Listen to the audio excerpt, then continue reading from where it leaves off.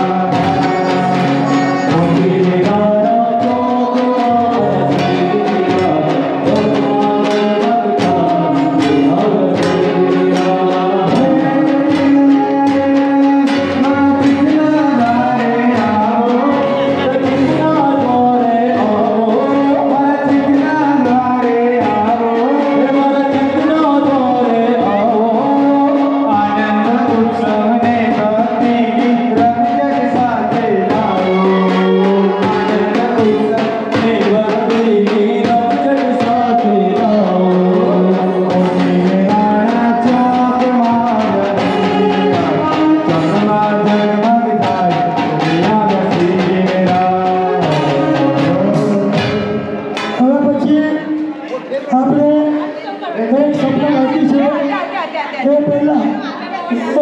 एक स्वप्न बाकी है पहला प्रभुजी ने पारनामा झूलावानुं અને પ્રભુજીને પારનામાં પધરાવવાનું બંને આગળ પધરાવવાનું લઈ લઈએ પછી ઝૂલાવાનું લઈ લઈએ કારણ કે કોઈ જમવાની હોય તો એ ભાગે ગયું હોય તો એ આવી શકે ચલો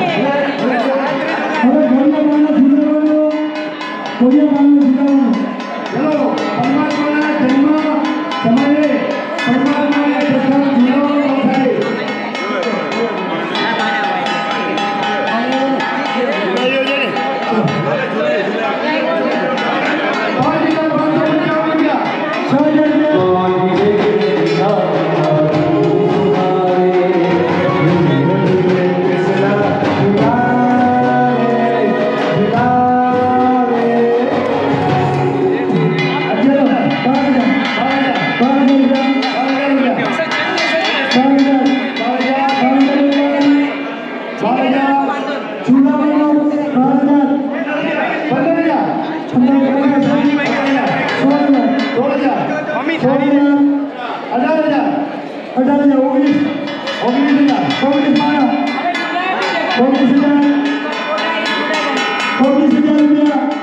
પ્રભુને જુલાવાનો 20,000 અને કે વરી કોણ પાણી કરો 1,000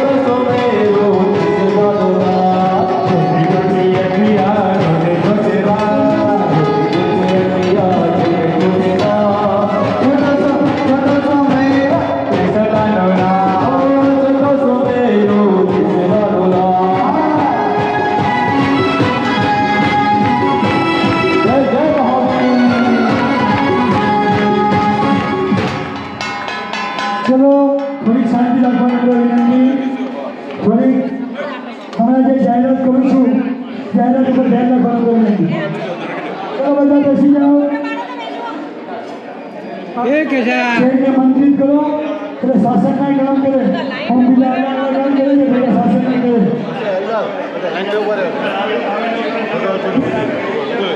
એટલે પોલીસ સાથે કામ કરે એટલે શાસનના કામ કરે ફરીથી જાહેરાત કરું છું વીરજીભાઈએ સોનાની જે ચેન એક ચેન ભગવાનને અર્પણ કરી છે તે બદલ ટ્રસ્ટીઓનો ખૂબ ખૂબ આભાર માને છે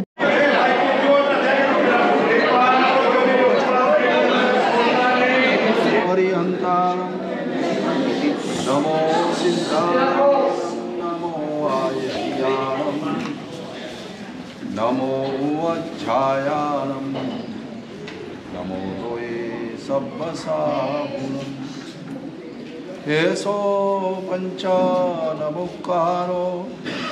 सब्बपावपणासनो मंगलानं च सब्बेसि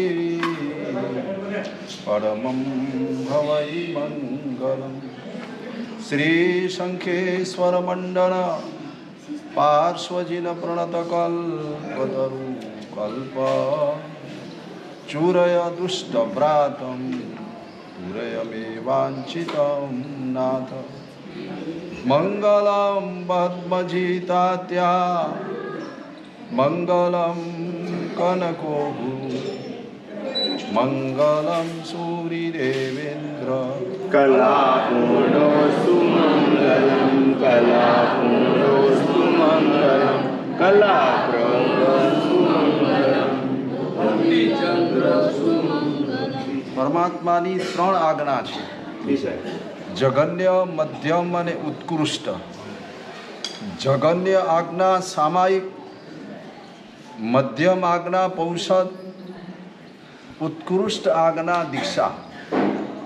દીક્ષા સુધી તો ક્યારે પહોંચશો એની ખબર નથી, પણ જ્યાં સુધી ત્યાં ન પહોંચાય ત્યાં સુધી કમસે કમ જગન્ય આજ્ઞા પાડી.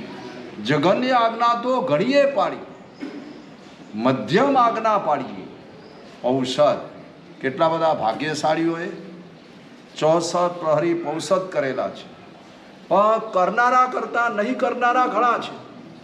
એટલે બધાને ખાસ સૂચના, ભાદરવા સુદ ચોથના દિવસે, સંવત્સરીના દિવસે બધા અવશ્ય પૌષદ કરજો.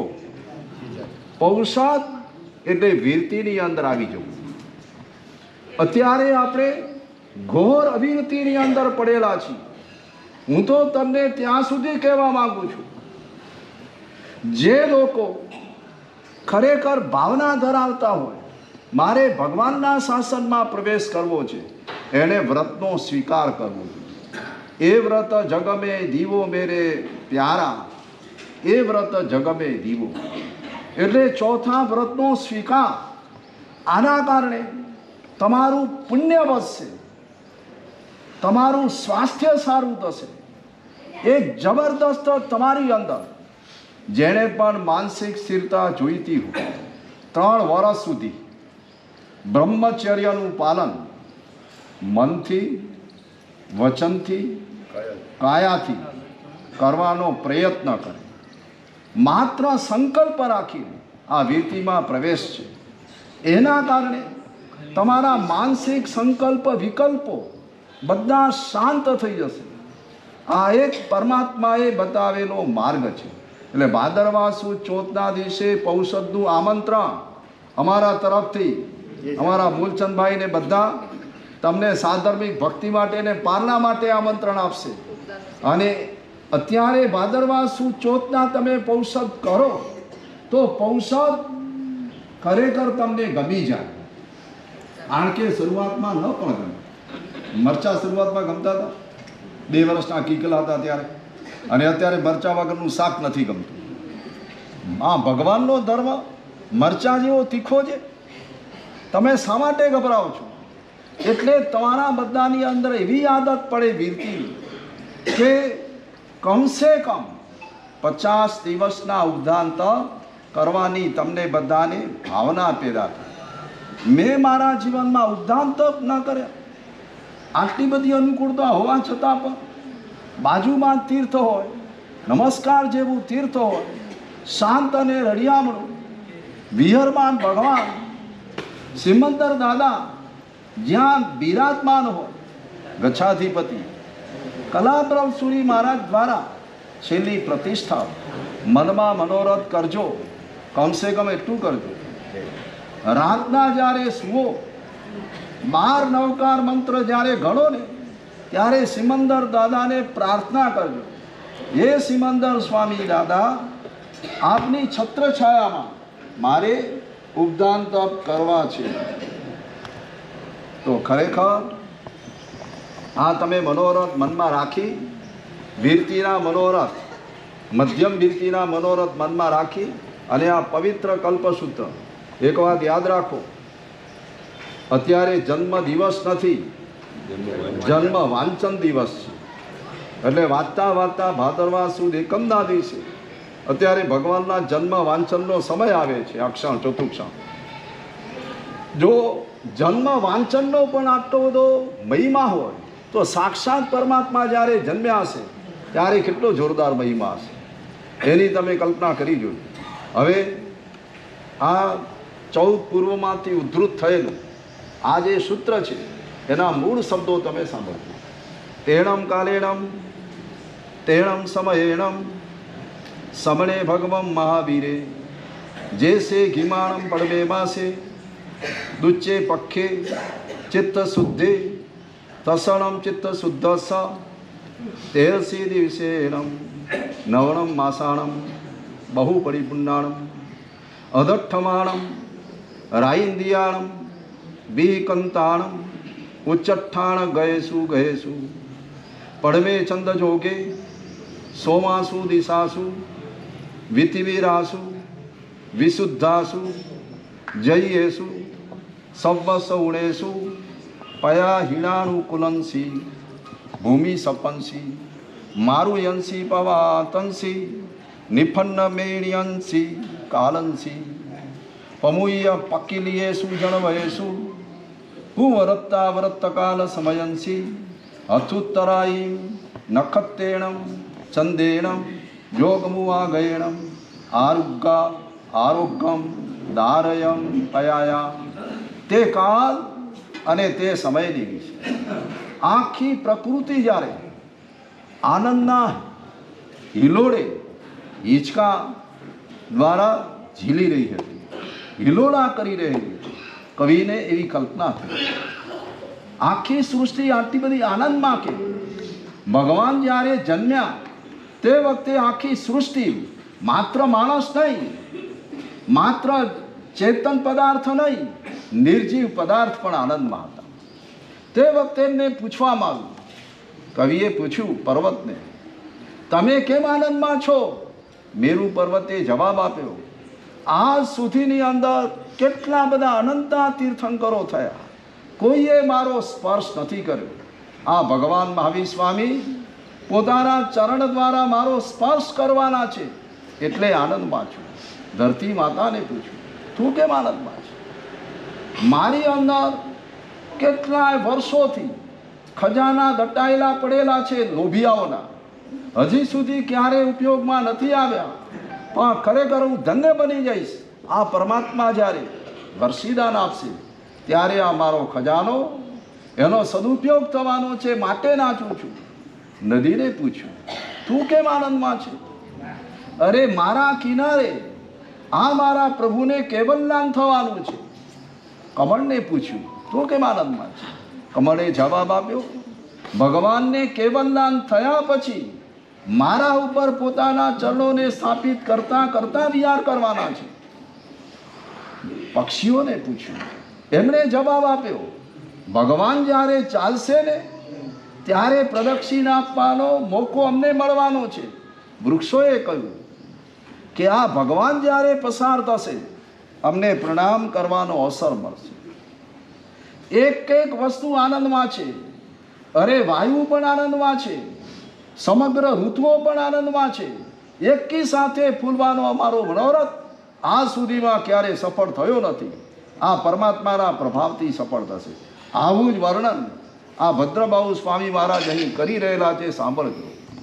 તે કાલ અને તે સમયને વિશે સમળ ભગવાન શ્રી મહાવીર સ્વામી ગ્રીષ્મ ઋતુ, પહેલો મહિનો, બીજું પખવાડિયું, સુદ પક્ષ એનો 13મો દિવસ એટલે કે ચૈત્ર સુદ 13 અને 9 મહિના ગર્ભને જ્યારે બરાબર 9 મહિનાને ઉપર 7.5 દિવસ પરિપૂર્ણ થયા તે વખતે અહીંયા વિનય વિજયજી મહારાજ કહે છે કે બીજા બધાનો ગર્ભકાળ કેટલો? આદિ સાંભળજો, ધ્યાનથી સાંભળજો. આદિનાથ ભગવાન 9 મહિના અને 4 દિવસ, અજીતનાથ ભગવાન 8 મહિના અને 25 દિવસ, સંભવનાથ ભગવાન 9 મહિના 6 દિવસ, અભિનંદન ભગવાન 8 મહિના અને 28 દિવસ, સુમતીનાથ ભગવાન 9 મહિના 6 દિવસ, પદ્મપ્રભુ સ્વામી 9 મહિના 6 દિવસ, સુભાષનાથ ભગવાન 9 મહિના 19 દિવસ, ચંદ્રપ્રભુ સ્વામી 9 મહિના 7 દિવસ, સુવિધિનાથ ભગવાન 8 મહિના 26 દિવસ, શીતલનાથ ભગવાન 9 મહિના 6 દિવસ, શ્રેયાસનાથ ભગવાન 9 મહિના 6 દિવસ, વાસુપૂજ્ય સ્વામી 8 મહિના 20 દિવસ, વિમલનાથ ભગવાન 8 મહિના 21 દિવસ, અનંતનાથ ભગવાન 9 મહિના 6 દિવસ, ધર્મનાથ ભગવાન 8 મહિના 26 દિવસ, શાંતિનાથ ભગવાન 9 મહિના 6 દિવસ, કુંદુનાથ ભગવાન 9 મહિના 5 દિવસ, હરનાથ ભગવાન 9 મહિના 8 દિવસ, મલ્લીનાથ ભગવાન 9 મહિના 7 દિવસ, મુનીશ્વર સ્વામી 9 મહિના 8 દિવસ, નવીનાથ ભગવાન 9 મહિના 8 દિવસ, નેમિનાથ ભગવાન 9 મહિના 8 દિવસ, પાર્શ્વનાથ ભગવાન 9 મહિના 6 દિવસ, ભગવાન મહાવીર સ્વામી 9 મહિના અને 7 દિવસ. એ જ્યારે અને બધા ગ્રહો આની અંદર એ પણ લખ્યું કે જ્યારે બધા ગ્રહો ઉચ્ચ સ્થાનમાં આવ્યા. હવે સામાન્ય રીતે નિયમ છે, જ્યારે બુધ ઉચ્ચનો હોય ત્યારે શુક્ર ઉચ્ચનો ન થાય, શુક્ર ઉચ્ચનો હોય ત્યારે બુધ ઉચ્ચનો ન થાય. પરસ્પર વિરોધી છે આ જાતિઓ. તો છતાંય ભગવાનના બધા ગ્રહો ઉચ્ચના કેવી રીતે થયા? આવો યોગ એક અવસર પીઢી કે ઉત્સર પીઢીમાં માત્ર 24 વખત આવ્યો. સાંકળિયા પરિવર્તન યોગ થઈ અને બધા ગ્રહો ઉચ્ચ સ્થાનના બને. પ્રથમ ચંદ્રયોગ હતો.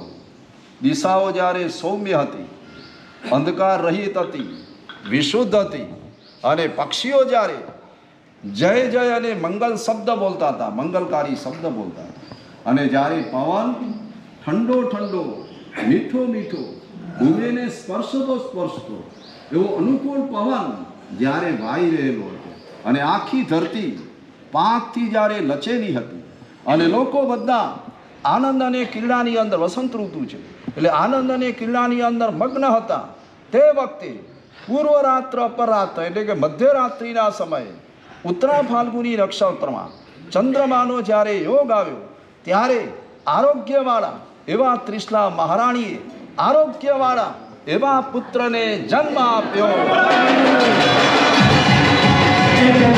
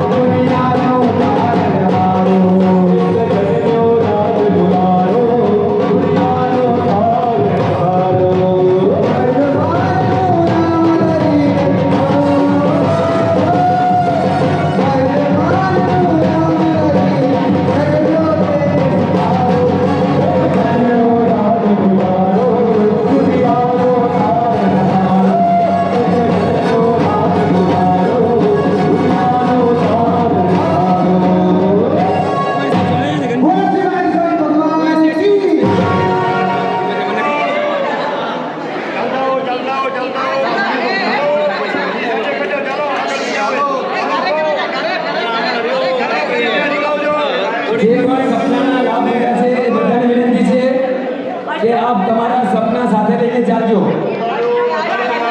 જેમને પણ લાભ થયો છે લાભ લીધો છે